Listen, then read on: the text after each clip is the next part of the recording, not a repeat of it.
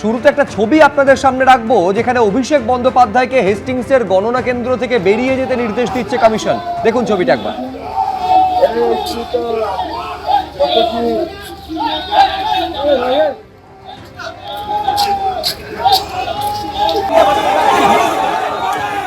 আমি আরো বিস্তারিত এই নিয়ে জানবো, সরাসরি কথা বলবো রুমা পাল আমাদের প্রতিনিধির সঙ্গে। রুমা, ঠিক কি ঘটলো সেই সময়?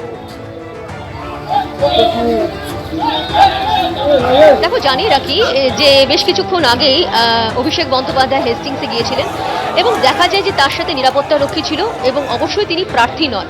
এবং সেই খবরই কিন্তু বিভিন্ন অফিসিয়ালসরা যারা ওখানে রয়েছেন সেক্ষেত্রে কমিশনে জানায় এবং কমিশন এই জানার পরেই কিন্তু নির্দেশ দেয় যে অভিষেক বন্দ্যোপাধ্যায়কে সেখান থেকে বের করে দিতে হবে। অর্থাৎ কমিশনের বক্তব্য, অভিষেক বন্দ্যোপাধ্যায় নিরাপত্তা রক্ষী নিয়ে গেছেন এবং অন্যদিকে তিনি প্রার্থী নন, সেই কারণে তিনি থাকতে পারবেন না ওখানে কাউন্টিং সেন্টারে এবং সেই কারণে কিন্তু তাকে একদম সেখান থেকে বের করে দেওয়ার নির্দেশ দেওয়া হয়। অন্যদিকে আরেকটা বিষয় ছিল যে শাখাবাতে যখন মমতা বন্দ্যোপাধ্যায় গিয়েছিলেন এখানে কিন্তু তিনি নিরাপত্তারক্ষী বাইরে রেখে গিয়েছিলেন, এটাও একটা আলাদা চিত্র। কিন্তু দেখা যায় যে শাখাবাতে যখন গিয়েছিলেন মমতা বন্দ্যোপাধ্যায় এবং অন্যদিকে কিন্তু শুভেন্দু অধিকারীও রয়েছেন, দুজন হাড্ডাহাড্ডি লড়াই হচ্ছে, দুজন একদম হেভি ওয়েট প্রার্থী, সেখানে দেখা যায় দুজনের হাতেই কিন্তু মোবাইল ফোন। সেই খবরও কিন্তু নির্বাচন কমিশনের কাছে আসে। যেহেতু ওখানে অফিসিয়ালসরা রয়েছেন তারা ভেবে উঠতে পারছিলেন না যে এই হেভিওয়েট প্রার্থীদের কাছ থেকে কিভাবে তারা কি করবেন, কারণ তাদের কাছে মোবাইল ফোন ছিল এবং যেহেতু এত নিয়ম রয়েছে যে কারোর কোনো প্রার্থীর কাছে কিন্তু মোবাইল ফোন থাকতে পারবে না। সেক্ষেত্রে কমিশনের কাছে যখন সেই বিষয়টা আসে তখন কমিশন নির্দেশ দেয় যে মমতা বন্দ্যোপাধ্যায় এবং শুভেন্দু অধিকারী দুজনের থেকেই কিন্তু মোবাইল ফোন নিয়ে নিতে হবে। একদিকে অভিষেক বন্দ্যোপাধ্যায়কে একদম হেস্টিংস থেকে বের করে দেওয়ার নির্দেশ, অন্যদিকে মমতা বন্দ্যোপাধ্যায় এবং শুভেন্দু অধিকারী মোবাইল ফোন বাজেয়াপ্ত করার নির্দেশ কমিশনের। একেবারে রুমা, তুমি আমাদের সঙ্গে থাকো, আমি ছবিটা আপনাদের সামনে রাখি। হেস্টিংসে গণনা কেন্দ্রে যখন পৌঁছলেন অভিষেক বন্দ্যোপাধ্যায়, কি হলো তারপরে?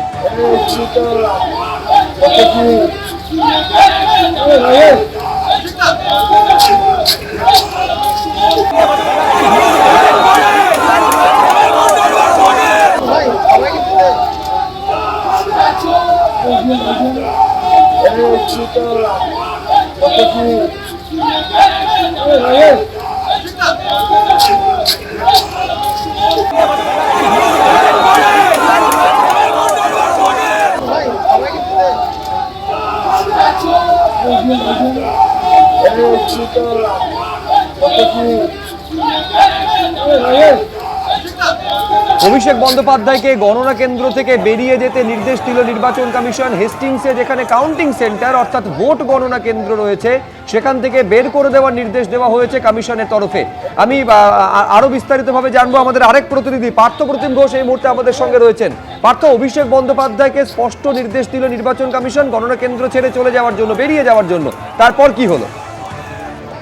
দেখো, অভিষেক বন্দ্যোপাধ্যায়কে একেবারে গণনা কেন্দ্র ছেড়ে বেরিয়ে যাওয়ার জন্য যে নির্দেশ দেওয়া হয় তার পরবর্তীকালে গণনা কেন্দ্র থেকে অভিষেক বন্দ্যোপাধ্যায়কে বেরিয়ে আসতে দেখতে পাওয়া যায়। এবং যখন অভিষেক বন্দ্যোপাধ্যায় গণনা কেন্দ্র থেকে বেরিয়ে আসছিলেন তখন জানো যে সেখানে কিন্তু বিভিন্ন বিধানসভা কেন্দ্রে যেহেতু গণনা হচ্ছে সেখান থেকে একাধিকের যে কাউন্টিং এজেন্টরা ছিলেন, বিজেপি প্রার্থীর এজেন্টরা ছিলেন এবং তারা কিন্তু অভিষেক বন্দ্যোপাধ্যায়কে দেখে ক্ষিপ্ত হয়ে ওঠেন। অভিষেক বন্দ্যোপাধ্যায় যখন বেরোচ্ছিলেন সেই সময় অভিষেক বন্দ্যোপাধ্যায়কে ঘিরে একেবারে চোর চোর স্লোগান পর্যন্ত দেয় তারা এবং তার পরবর্তীকালে অভিষেক বন্দ্যোপাধ্যায় বাইরে বেরিয়ে আসেন এবং এই ক্ষেত্রে কিন্তু একটা পরিস্থিতি, একটা উত্তেজনা পরিস্থিতি তৈরি হয় হেস্টিংসে এবং অভিষেক বন্দ্যোপাধ্যায় আজকে গিয়ে পৌঁছেছিলেন এই কাউন্টিং হলে এবং নির্বাচন কমিশনের তরফ থেকে বলা হয় যেহেতু অভিষেক বন্দ্যোপাধ্যায় কোনো প্রার্থী নয় তাহলে তিনি কেন গেছেন কাউন্টিং সেন্টারের মধ্যে এবং সেটাকে কেন্দ্র করে অভিষেক বন্দ্যোপাধ্যায়কে বেরিয়ে যাওয়ার জন্য নির্দেশ দেওয়া হয়।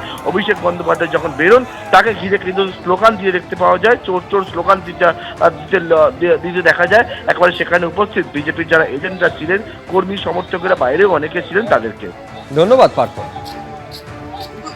মানুষের যা রায় হবে সেটা আমি কেন সভ্য সমাজে সকলের উচিত সেটা মাথা পেতে নেই। দাদা, কিন্তু যেভাবে স্লো কাউন্টিং হচ্ছে, হ্যাঁ এখনো অনেক বিধানসভা রয়েছে, 8.5 ঘন্টা যেখানে 21 সালে প্রায় 90% কাউন্টিং কমপ্লিট হয়ে গেছে, এখনো 4 round 5 round 6 round 8 round counting হয়েছে, বাকি রয়েছে।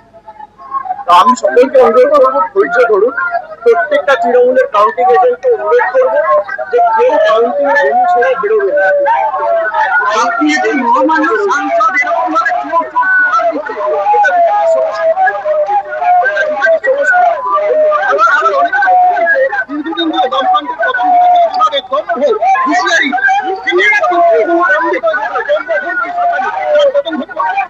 মানুষেরা গাফিলতি হয়েছে, খামতি হয়েছে, সেভাবে প্রতিটা ফল বলা হচ্ছে না। বর্ধমানের ব্যক্তিরা মুখ করে খবর পেয়েছে তৃণমূল জিতে গেছে, সেখানে আবার রিকাউন্টিং করানো হচ্ছে। কল্যাণীতে এরকম একটা মেশিন রয়েছে, 17C কলেজের সাথে কন্ট্রোল নিয়েছে। তার মানে আপনি বলতে চাইছেন এই যে স্লো গণনা চলছে, এটা কি একটা উদ্দেশ্য প্রণোদিত ব্যাপার? সেটা মানুষ ঠিক করবে। দরকার হলে আমাদের আরো অপেক্ষা করতে হবে। এবিপি আনন্দ, এগিয়ে থাকে, এগিয়ে রাখে।